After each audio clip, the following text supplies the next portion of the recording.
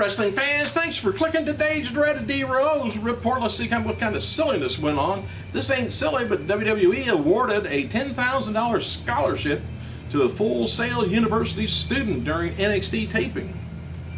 Hell of a deal. They do a lot they don't get recognized for, but if I find out about it, I'll let you guys know because it needs to be known. Jeff Hardy and Kazarian, that was taped last night to air on Explosion this week. If you get that, that's overseas. A wrestler who competed in the gut check match against Doug Williams on Impact is an 18-year-old wrestler. His name's Evan Markopoulos. And TNA is asking fans to vote on his future on their website. He wrestled in the Northeast under the first name of Elia. Anyway, and if you missed it, NBA legend Shaquille O'Neal appeared in backstage segment with Hulk Hogan to kick off last night's Impact Wrestling. SHAQ, Hogan, and Dixie Carter have been teasing on Twitter that he was there to have Hogan's back in case aces and eights get to it. Only one's got to his back lately has been Doctors. And the following is set for next Tuesday's Championship Thursday episode of TNA Impact Wrestling. Is going to be the decision will be made on TNA television title, and TNA made no mention of Devon, so I don't know whether that's going to be a surprise he comes back or they just leave it hanging. Hulk Hogan, he's going to be going to the Aces and Eights clubhouse to confront them and rescue Joseph Parks, which he can rescue himself if he wants to. And Tara's going to be facing the consequences from Brooke Hogan after attacking Christy Hemming on last week's show. Speaking of Tara, by the way, TNA is teasing her new boyfriend, indicating that it may be a new wrestler to debut. Tara cut a heel promo last night on Impact and said her new boyfriend that resides in Hollywood, California, has helped her see that she is the best knockout. David Sandow, he's the superstar spotlight on WWE.com today.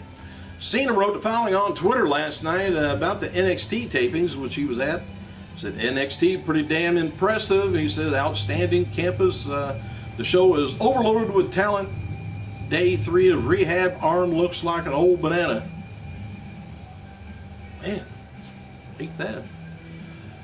And there's been talk of holding more WWE DVD documentary screenings in the future, and as noted before, one is planned for the CM Punk DVD documentary October 4th in Chicago at the Portage Theater.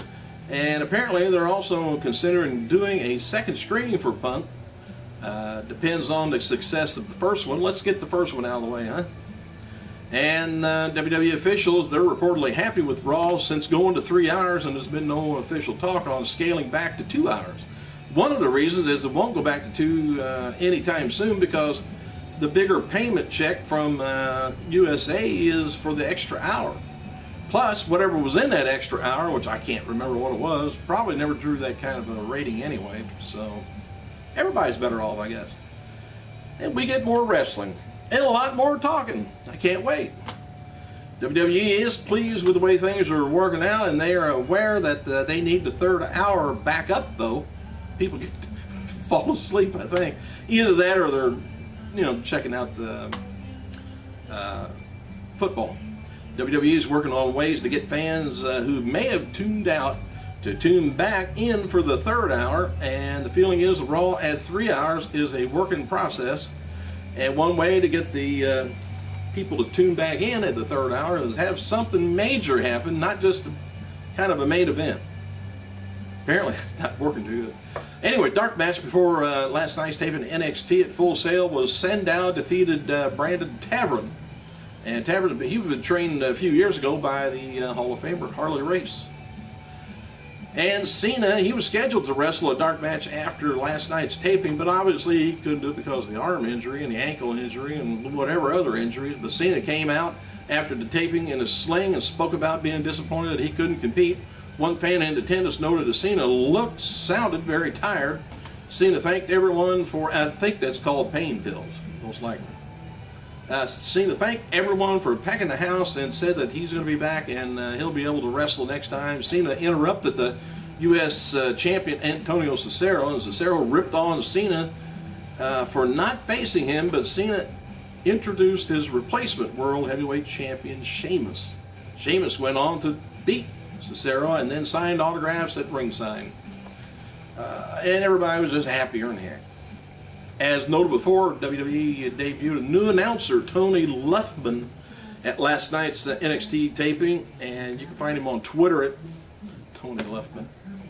Luffman previously worked as lead announcer for St. John's TV in St. John's University, and he also worked as the host at NBA's Portland Trailblazers and sideline reporter for the NBA Memphis Grizzlies.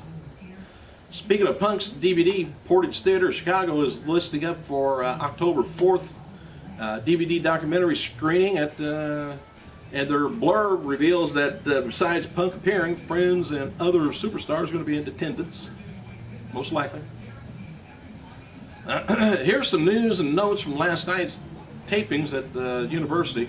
Next taping is going to be taking place October 11th. No word on what star may show up.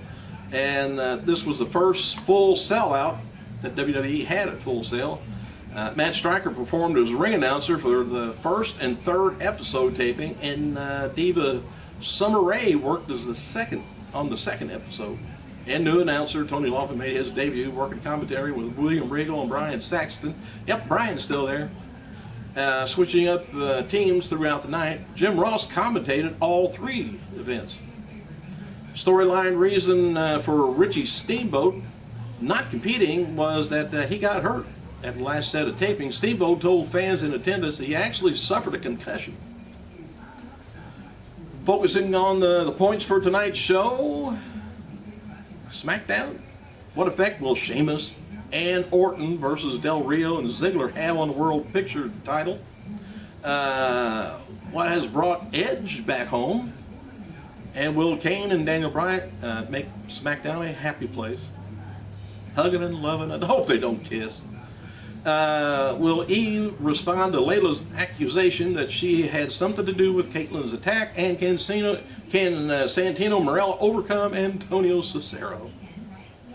Fans in Connecticut is going to be able to catch Linda McMahon debating her opponent Chris Murphy in a television debut on October 7th, 11 a.m. Early in the morning, the bitch. Ooh. And Natalia, Rosa Mendez, they've been feuding on Twitter this past weekend. Live matches up in Canada coming. Let's see, Randy Orton spent yesterday doing stunt work for 12 rounds, Reloaded. He said worked on a fight scene today with a stunt man, and Jet Li look out, he said. Anyway, Raw is going to be making its debut at the Prudential Center in Newark, New Jersey, December 10th. Advertising is going to be Punk and Del Rio taking on Shayna and Cena. I guess he's going to be probably fit to fight back there by then. And tickets go on sale on 29th. WWE website has a new storyline article up on Ziggler and his Money in the Bank contract. They speculate that he's going to be waiting on Sheamus, to drop the world title to another superstar before cashing it in. You don't want to go after the big boy. Happy birthday to tag team legend Ricky Morton, 56 years old. Also, this would have been the birthday of WWE Hall of Famer Jack Briscoe, would have been 71. And I got a little history thing here for you. On this day in 2002, the wrestling world lost the former WCW and ECW tag team champion Rocco Rock at only the age 49. His real name's Ted Petty. He started wrestling as the Cheetah Kid in 1978, graduating from Rutgers University, and a lot of people didn't know that. His first major exposure didn't come until Starrcade 1990, where he appeared Colonel de Klerk representing him in the South African tag team tournament. By 1993, he competed as Rocco Rock and formed a public enemy with Johnny Grunge. And the pair began in UWF and gained major exposure in ECW, where they became four-time tag team champion across three different stints. And 1996, they signed with WCW with another 3-year contract, although one was less successful, winning only one tag team title. In 1999, a brief stint in WWF, and also competed in the South Philly posse for Jimmy Hart's XWF, if you remember that. And the pair went separate ways following their XWF departure, and Petty was still active on the independent scenes when he suddenly died of a heart attack. That year, IWA in Mid-South renamed their Sweet 16 tournament to the Ted Petty Invitational as a mark of respect for him. The tournament was held every year from 2002 until IWA's money troubles caused the cancellation of the 2009 event, and it attracted many of the top independent talents at the time, including Ken Anderson, AJ Styles, CM Punk, Christopher Daniels, and Scorpio Jerry Lynn. Thanks for clicking, you guys. I gotta go.